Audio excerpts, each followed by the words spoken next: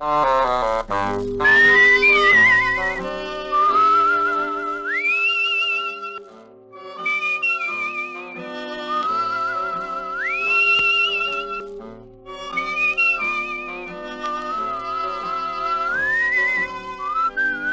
Dick Powell as Richard Diamond, private detective.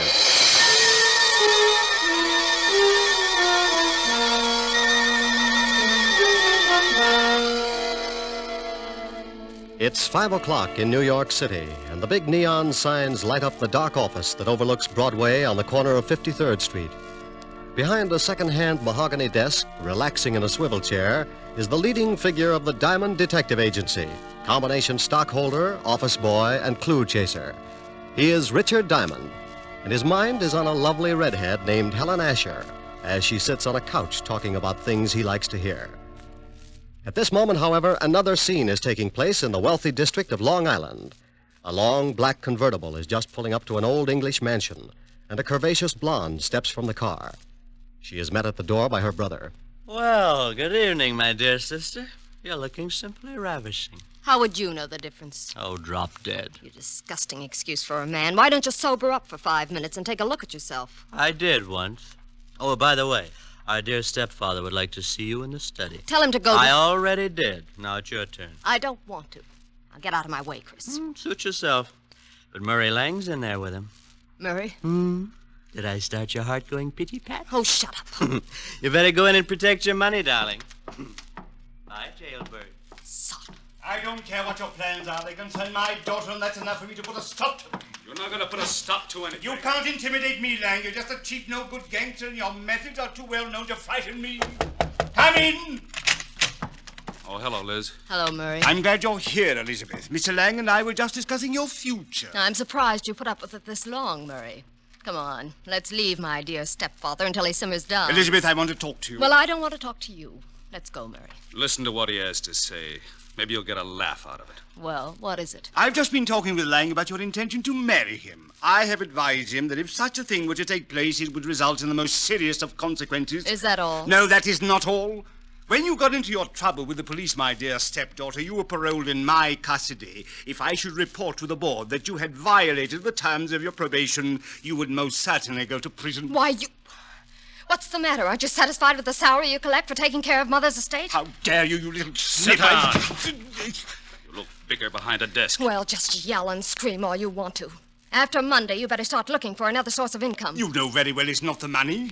But your greasy boyfriend here would certainly like to get his hands on it. Look, you, I don't give a hang if you are a midget.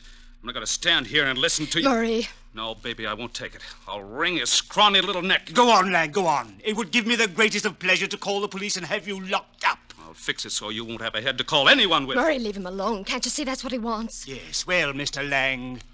Come on, Liz, let's get some fresh air. I want to say one more thing. Just remember, Father, my probation expires Monday. After that, you won't control any part of my income, so you better start getting packed. And if I report you to the probation board in the morning? I wouldn't. If you do that, you'll not only stop being my guardian, but you'll stop breathing. Get out. Get out, both of you. Come on, Murray.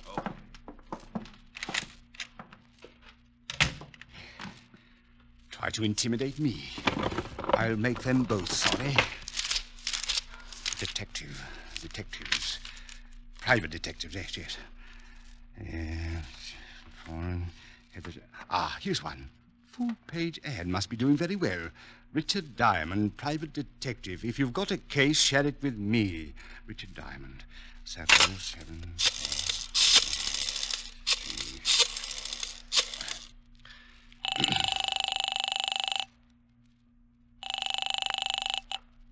Yeah? Mr. Diamond? That's right. I want to hire you for a few days. Oh, you saw the ad.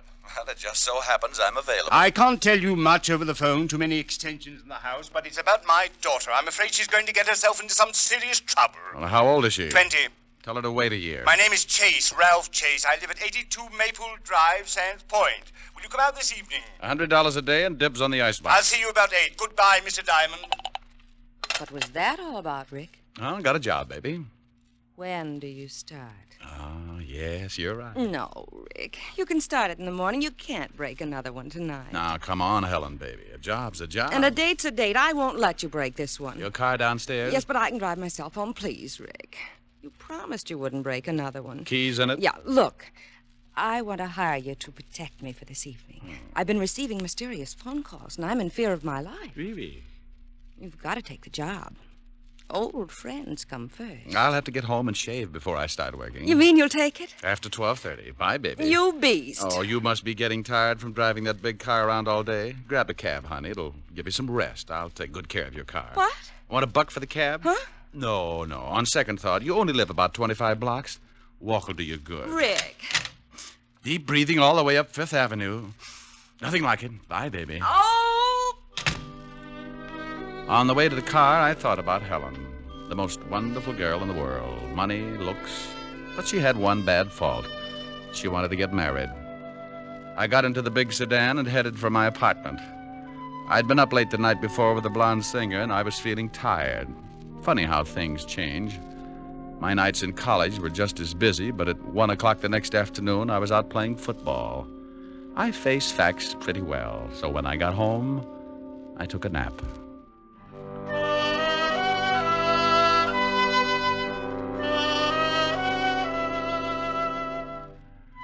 I slept until 7 and got up and dressed. I drove Helen's car out to Long Island, and at 8 o'clock sharp, I was ringing the doorbell of the Chase Mansion. It was a big house, all right. If they built another one like it, Long Island would sink. Well, to someone at me chamber door. My name's Chris. Boo. Blow your booze some other direction. Your breath would wither a lung. My alcoholic exhalations are composed of the finest ingredients. You must have a weak stomach. Look, if you'll just stagger out of the way, I'd like to see Mr. Chase. Dead or alive? What? Nothing. I was just thinking out loud. Well, go right ahead. And after your talk with my stepfather, you can find me in the bar. You'll probably wind up like I am. That's a sweet thought. Where can I find your stepfather? Probably in the library, lying in my money. I left him leaning against the front door, gagging on the fresh air. I wandered down a long hallway and a big sitting room, furnished with enough antiques to make the Metropolitan Museum give up in shame. There was something about the place, a heavy quietness, like a bar of gold in a dark room. The shot had come from up ahead, and I tried a couple of doors before I found the room. Mr. Chase! Mr. Chase! In here! In here! Mr. Chase? Yes. Come in and shut the door. I looked over at Ralph Chase crouching behind a desk. He got up slowly, all 5 feet of him. And I tagged him for a guy who would give $1,000 for every inch you could put on his legs. He looked like he could afford to be a mile high. The tall French windows were open at the back of the room, and you could still smell burning cordite. Someone tried to shoot me from the garden. Yeah, I heard the shot. You must be Diamond. That's right. Don't you think you better shut the French doors and pull the drapes before someone takes another shot? Yes, very good idea. You pull the shades, Diamond. Hey, you can start earning your money right now. You're a little excited, but I'll start to work. Right. Be careful, he might still be out there. Well, I doubt it. I can't see anyone out here. Oh, he just missed me. You can see where the bullet hit the wall. I jumped and hid behind the desk. Didn't you hear him on the porch? No, he must have stood in the soft grass that surrounds the garden. That's a good 10 feet from the house. You're lucky he didn't move in closer. He probably wouldn't have missed. Got any idea who it was? Of course, it was Murray Lang. Murray Lang? The gambler? Yes, do you know him? Well, I used to be on the force. Set him up 6 years ago on a larceny rap. Then you know what he's like. He was in the house this afternoon. We had an argument and he threatened me. An argument with your daughter? Yes, about my daughter. How'd you know? Well, you told me she was getting herself into trouble. She couldn't have picked a better playmate than Lang to get there with.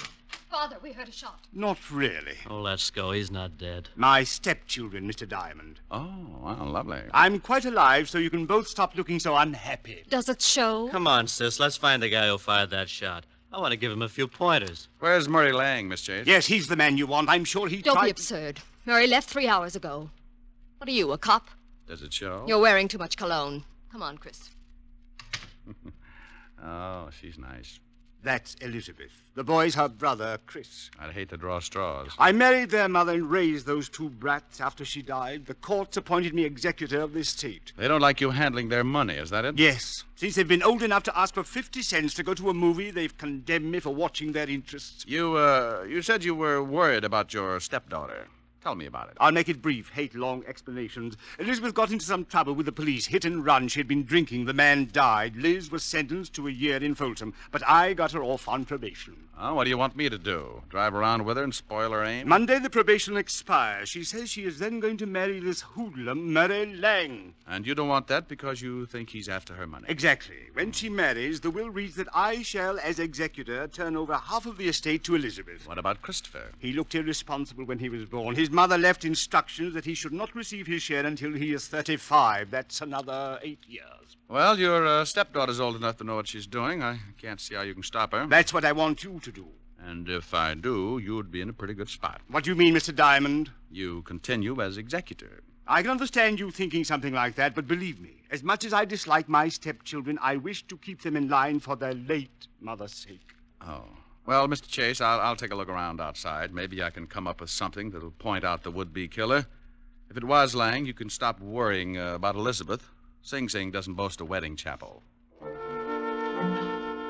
I went out through the French doors and started looking around on the soft grass that bordered the garden.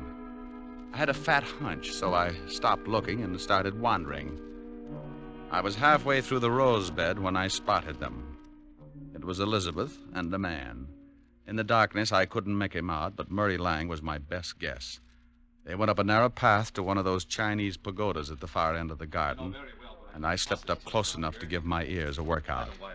It was Lang, all right. I don't care what you think. I didn't take a shot at the old man. Then who did? He's got a policeman in there now, and he's going to start trouble. Let him. I'm clean. Maybe it was that lushed-up brother of yours. Chris hates him, but he'd never try to kill him. Well, then stop hounding me. Maybe you took a shot at the old boy. Murray. Well, you got a good reason. I'm tired trying to buck the whole Chase household. If you love me, let's take off tonight and get married. Tell the old man to go to the devil. You can certainly wait till Monday. Yeah, but he won't. He's going to cause some kind of trouble and get you tossed into Folsom. He's not going to give up all that money just because you're through with your probation.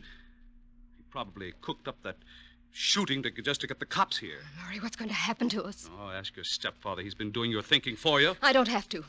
We'll get married Monday. Okay. I'm staying clear of this place till then. But what if there's more trouble? I haven't got anyone to turn to. You worry about it, baby. I got a police record that makes yours look like a merit badge. I was too good a target in the moonlight, so I started back up the walk to the house. As I passed a hedge, I noticed a funny-looking plant that was shoving its way out of the foliage. I'm sorry I did that. It was the Johnny Jump-Up variety. Blackjack kind. The guy on the other end of the sap gave it to me right over the eyes, and I went down like a crapshooter making a pass. I rolled over and watched the moon melt and run down in my eyes. Something warm and sticky spread over my face and turned the night red. Yeah, I was bleeding again. I guess I showed signs of recovering, so he started all over. This time he used his foot in my side. Oh, a couple more kicks in the ribs and in the right place, and he could have whipped up a fast course of Nola. I felt tired, so I rolled up in an old rose bush and went to sleep.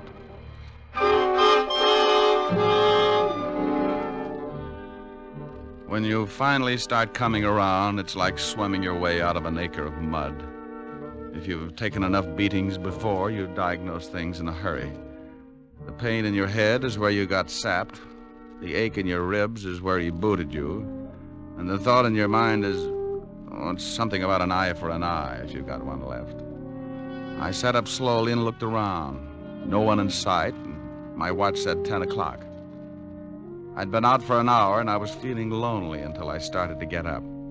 I made it to one knee and looked down at the best reason I could think of for staying home nights. It was Murray Lang, and you couldn't blame him for staring. He wasn't impolite, just dead. Something on the walk beside him gleamed in the moonlight. I took out my handkerchief and scooped it up. It was a little nickel-plated .32. You could still smell the fresh powder in the barrel. I put it in my pocket and stumbled back to the house. Chris opened the door. Well, you shouldn't drink so much. I never get so loaded I look like that. Well, try it sometime. It might be an improvement. Boo. I told you once before not to do that. Now tell me, where were you 10 minutes ago? I was in the bar. Who was with you? Red and green midgets. Now let go of my collar. Okay. Where's the phone? In the hall. Hey, what's going on? Who beat you up? Nobody. I always bleed like this on warm nights. Huh? Big pores.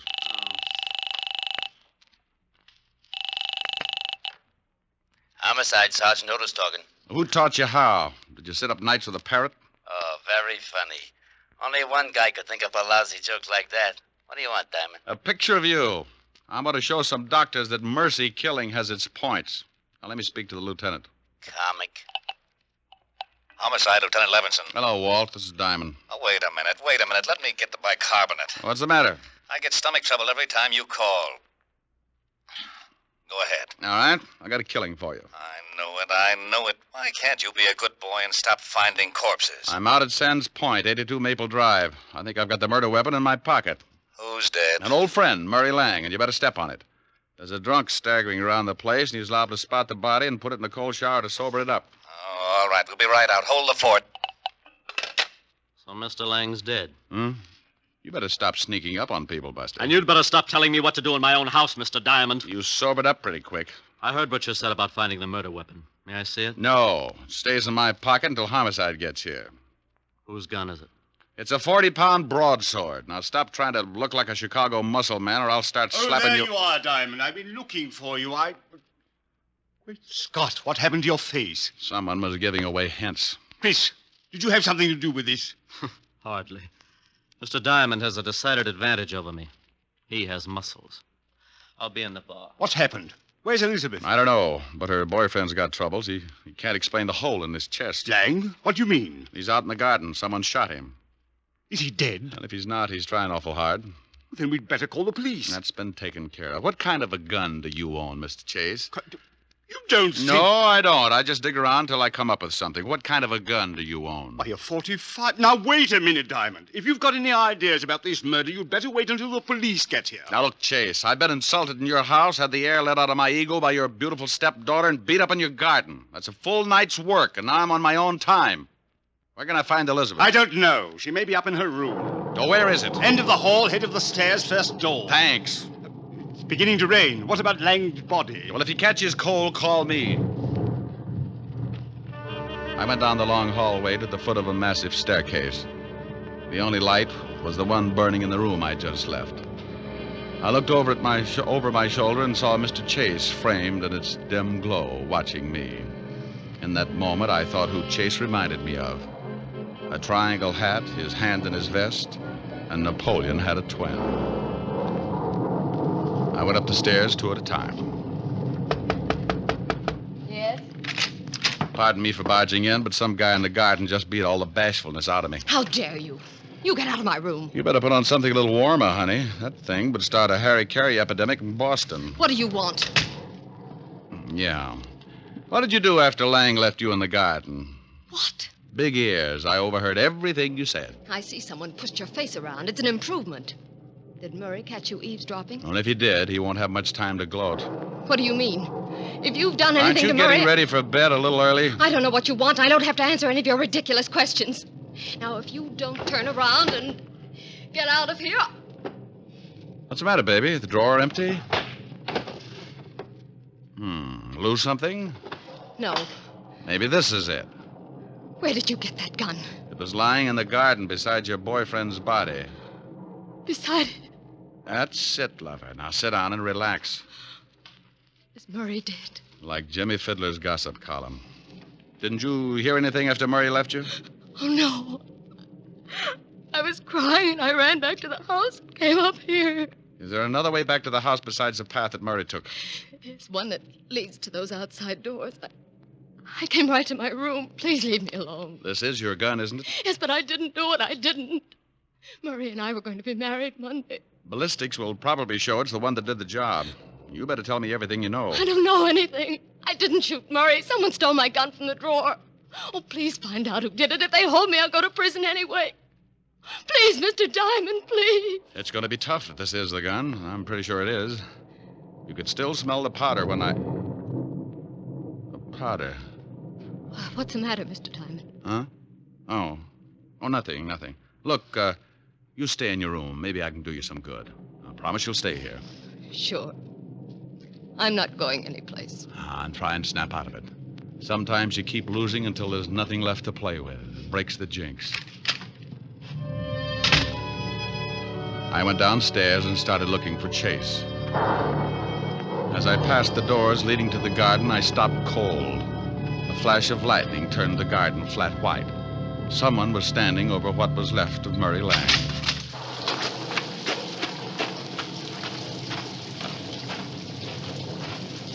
Well, like the view? Oh, Diamond. I was just looking at the body. I talked with your daughter. She says the gun that killed Lang was hers. What? Claims they had an argument, but won't admit she shot him. Oh, no, I can't believe it. Certainly she had no reason. Unless...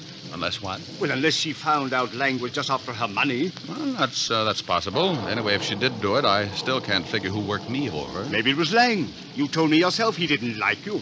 Maybe it was Elizabeth. Oh, no. It would have to be somebody very strong. She might have kicked you, but never could she have hit you hard enough to crack your head open like that.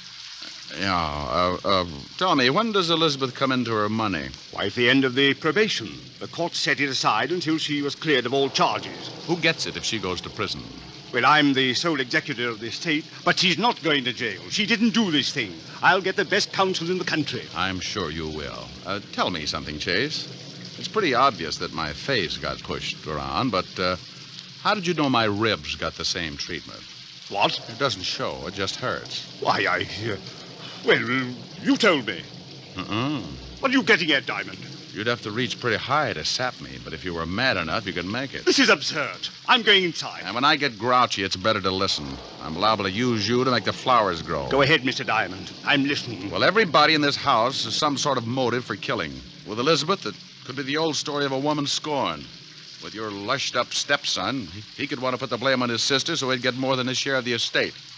And we certainly know you stand to profit if Elizabeth goes to prison, because you retain custody of the family fortune. I'm getting wet, Mr. Diamond. Everybody's story's weak, but only one of them doesn't stand up. You said earlier this evening someone tried to shoot you from outside your library. Of course they did. You have the shot and saw the bullet hole. That's right, I did. But you told me he was standing outside the room by a good 10 feet. Nothing to say, Chase? You're trying to catch me up in something. Oh, you are so right. Now, when I walked into that room, I could still smell burning cordite. To smell fresh gunpowder like that, the gun would have to have been fired outside the room. You staged it, so I'd think someone was trying to kill you. Is that all, Mr. Diamond? Outside of the slip you made about kicking me in the ribs. Now, let's go inside. I don't think so, Diamond. Oh, that the 45 you were telling me about? Yes. Go ahead, make a try for it. I'm going to show you how it works. You kill Lang with your stepdaughter's gun, and you're going to collect the money if she goes to prison. Oh, you're a slob. My stepdaughter could easily kill 2 men tonight. You're in a spot. You can't shoot me with that 45 and make it look like the same person killed Lang, too. So you've got to get the 32 in my pocket. Give me Elizabeth's gun, Diamond. You try and get it, Chase. Why, you... Rick, are you out there? Better give it up, Chase. That's the law. He eats little men like you. Out there, Lieutenant. Drum said he saw him go out. Rick! Stay right there, Diamond. Another killing won't matter if you try and stop me. For Pete's sake, if you're out there, Rick, answer me. I'm getting soaked. Just keep your mouth closed, Diamond. I'm getting out of here. You'll never make it, Chase. They'll pick you up inside of an hour. Not if you're too dead to tell them. Yes, that's it. If I kill you, I'll at least have... You should watch your step, Chase. Keep your head down, Lieutenant. Somebody's mad. Shut up, Otis, and get out from under that bench. Rick! Over here, Walt. What's going on, Rick? Who's doing all the shooting? Well, we took turns. He was just going to kill me when he tripped over the body of his first victim. I used this 32 in my pocket, shot him twice. He's dead, Lieutenant. Give me my baking soda, Otis. Yeah, Lieutenant. Don't look so unhappy, Rick. He was going to kill you. Oh, I'm not unhappy. I'm just sore that I didn't have time to take the gun out of my pocket. I ruined a darn good coat.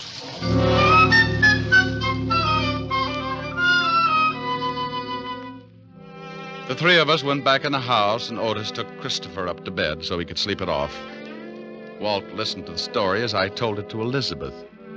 She cried a little and thanked me with her eyes. Walt went downstairs to clean things up, and I sat by her bed until she went to sleep. She didn't even wake up when I kissed her goodbye. Oh, I guess it was better that way. I said goodbye to Walt and Otis and headed for 975 Park Avenue. I was late. My face could use a mile of bandage. I hoped Helen wouldn't mind. Yes? Oh, my goodness. Hello, Francis. Tell Miss Asher I brought a car back. Oh, how bad a wreck was it, sir? Give me a glass with a backbone, will you, Francis? Yes, sir, right away, sir. Miss Asher's in the study. Thank you. Goodness. Thank you. Hi. Well, it's about... Oh, Rick, not again. Mm-hmm. Your poor little face. Yeah, my poor little face. Well, you just stretch out on the couch, and I'll get you a nice tall drink. Francis is already on his way. Oh. Feel better? Yeah, oh, yes. Got a pillow? I'll hold your head up. How's this? Mm-hmm. Like some music to go with it? Sure. Turn on the radio. You comfortable? Mm-hmm. How about you? Uh-huh. That music sounds like San Francisco. Remember the top of the mark? Yeah, fun, too. Mind if I turn off the light? The glow from the fire is enough. You're cute. Better? Much. The snow is snowing, the wind is blowing, but I can weather the storm. A little high. What do I care how much it may storm? I've got my love to keep me warm. Mm-hmm. Me. I can't remember a worse December. Just watch those icicles fall. What do I care if icicles fall? I've got my love to keep me warm. I like your singing, too. Thanks. Off with my overcoat, off with my glove. I need no overcoat. I'm burning with love. My heart's on fire. The flame grows higher. So I will weather the storm. Why do I care how much it may storm? I've got my love to keep me warm. That was nice. Hey, why did you turn the radio off? This is nicer. Come here, Rick. Oh, honey. Honey, you're reading my mind. Here's your drink, Mr. Diamond. Oh, my goodness.